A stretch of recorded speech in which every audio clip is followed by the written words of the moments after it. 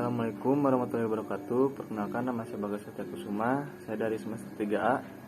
Di sini saya akan mereview materi Hukum Administrasi Negara yang ketiga dengan dosen pengampu Dr. Haji Dedi Mulyadi, SHMH, dan asisten dosen Dr. M. Rendi Aridhayandi, SHMH. Yaitu yang pertama soalnya, berikan definisi hukum administrasi negara menurut Van Apeldoorn dan Djoko Sutomo. Jawabannya, Van Apeldoorn, HAN adalah keseluruhan aturan yang harus diperhatikan oleh para penguasa yang diserahi tugas pemerintahan dalam menjalankan tugasnya. Menurut Djoko Sutomo, HAN adalah hukum yang mengatur tentang hubungan-hubungan hukum antara jabatan-jabatan dalam negara dengan warga negara. Selanjutnya, soal nomor 2, sebutkan sumber-sumber hukum formal administrasi negara. Sumber hukum formal HAN adalah, jawabannya A. Undang-undang, B. Praktek administrasi negara atau konvensi administrasi negara, C. Jurisprudensi, D. Doktrin. Soal nomor 3, mengapa HAN belum dikodifikasikan? Jelaskan faktor-faktor penyebabnya. Jawabannya, perubahan dalam bidang HAN terjadi dengan cepat dan pembentukan dan perbuatannya tidak dalam satu tangan. Selanjutnya, soal nomor 4, jelaskan perbedaan HAN dan HTN. Jawabannya, hukum administrasi negara, hukum yang mengatur kegiatan administrasi negara, yaitu hukum yang mengatur tata pelaksanaan pemerintahan dalam menjalankan tugasnya. Sedangkan hukum tata negara yaitu mengatur tentang negara, yaitu antara lain dasar pendirian, struktur kelembagaan, pembentukan lembaga-lembaga negara, hubungan hukum, hak dan wajib antar lembaga negara, wilayah dan warga negara, dan lebih mengacu pada fungsi konstitusi atau hukum dasar yang digunakan oleh suatu negara dalam hal pengaturan kebijakan pemerintahan. Selanjutnya, soal nomor 5, yaitu jelaskan hubungan HAN dan HTN. Jawabannya, hukum administrasi negara merupakan angsel embel-embel atau tambahan dari hukum tata negara.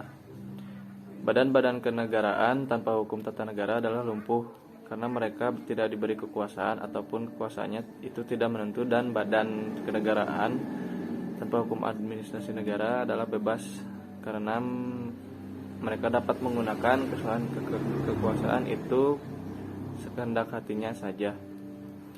Jadi badan-badan kenegaraan itu memperoleh undang-undangnya dari hukum tata negara, dan badan-badan kenegaraan itu menggunakan wewenangnya itu harus berdasarkan atau sesuai dengan hukum administrasi negara dalam kurung asas negeri hukum. Selanjutnya, soal nomor 6, apakah yang dimaksud dengan ketetapan dalam kurung beststicking? Yaitu istilah ketetapan dalam bahasa Belanda disebut beststicking, yang mengandung arti adalah suatu penetapan tertulis yang dikeluarkan oleh badan atau pejabat TUN yang berdasarkan perbuatan perundang-undangan yang berlaku. Soal nomor 7, sebutkan unsur-unsur ketetapan.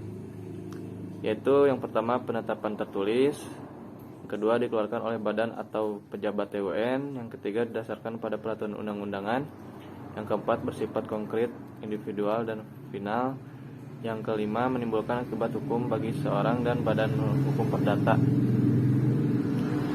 Yang soal 8, sebutkan macam-macam ketetapan. Yang ke-1, ketetapan positif adalah ketetapan yang menimbulkan hak dan kewajiban. Yang kedua, ketetapan negatif adalah ketetapan yang tidak menimbulkan keadaan hukum baru. Yang ketiga, ketetapan deklarator adalah ketetapan yang menyatakan bahwa seorang dapat diberi hak sesuai dengan ketentuan perundang-undangan secara otomatis. Yang keempat, ketetapan konstitutif adalah ketetapan yang menimbulkan akibat hukum. Soal terakhir nomor 9, jelaskan pengertian peradilan administrasi negara dan jelaskan tujuan diadakannya peradilan administrasi negara. Yang pertama, peradilan administrasi negara adalah badan yang mengatur cara-cara menyelesaikan persengketaan internal administrasi negara dan persengketaan eksternal administrasi negara. Yang kedua, tujuan diadakannya peradilan administrasi negara atau peradilan tata usaha negara adalah untuk melindungi pihak-pihak yang dirugikan akibat adanya kesalahan aparat administrasi negara maupun kesalahan atau pelanggaran hukum yang dilakukan oleh warga masyarakat, dan akibat adanya putusan administrasi negara yang merugikan pihak yang dikenai putusan tersebut. Sekian dari saya, Bagas Satya Kusuma. Wassalamualaikum warahmatullahi wabarakatuh.